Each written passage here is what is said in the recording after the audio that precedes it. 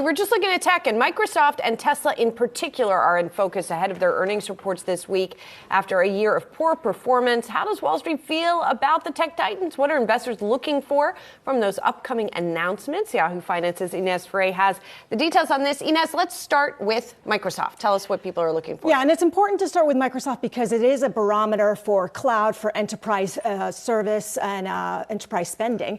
And so let's take a look at what Wall Street is expecting for Microsoft. We have a graph for you. Microsoft is expected to report a fiscal second quarter sales increase of 2%. That would be the smallest increase in 6 years. Adjusted earnings per share are expected to come in at $2.30. That would put it ahead of almost every other S&P 500 company. But still, what this is showing you is that growth is taking a breather because earnings per share are expected to be down 7% year over year. Now, last week, Microsoft had also announced that it's cutting jobs like other tech companies.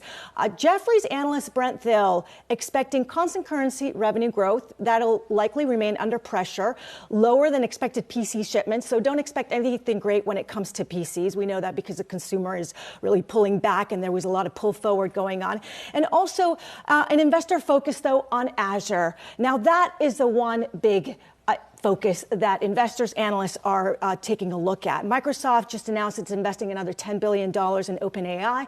That's the maker of ChatGPT, and will be integrating that with their Azure cloud service. Timothy Horn from Oppenheimer dubbing that integration of ChatGPT with Azure an iPhone moment for artificial intelligence technology. And also Wedbush's Dan Ives basically saying that Microsoft is Wedbush's favorite when it comes to a cloud theme in 2023. Dan Ives has an outperform rating, Wedbush, with a price target of $290. Look, the street is really bullish on Microsoft, even though we have seen a big slowdown in tech. Still, you've got 52 buys, 4 holds, 1 sell. And Ines, speaking of Dan Ives, he notes this morning in a note that Tesla, their earnings call this week is probably the most important in its recent history. Yeah, most definitely. Now, the street's still relatively bullish also on Tesla, even though the stock has really last quarter took a big beating.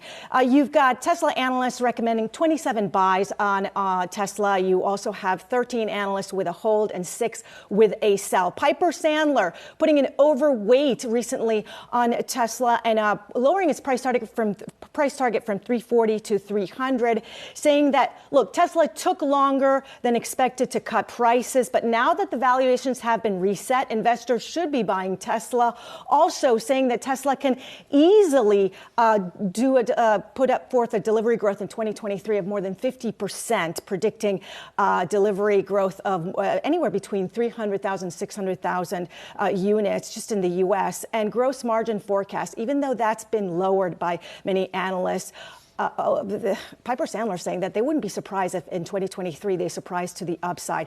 Also, Canaccord, I know that you interviewed Canaccord's George Giannakouros recently, and Canaccord also bullish on the stock. Because, look, even though the stock pulled back last year, a lot of that had to do with also many saying Elon Musk and Twitter, and also based on the demand situation in China.